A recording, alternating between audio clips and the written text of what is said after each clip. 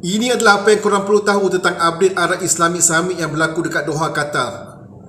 Yang pertama, leader semua condemn tindakan yang diambil Israel dalam menyerang Qatar dan mengatakan tindakan itu violates international law, dan diorang semua reaffirm tugasan yang diambil Qatar sebagai mediators di samping Egypt dan US untuk menyelesaikan masalah konflik yang berlaku dekat Palestin.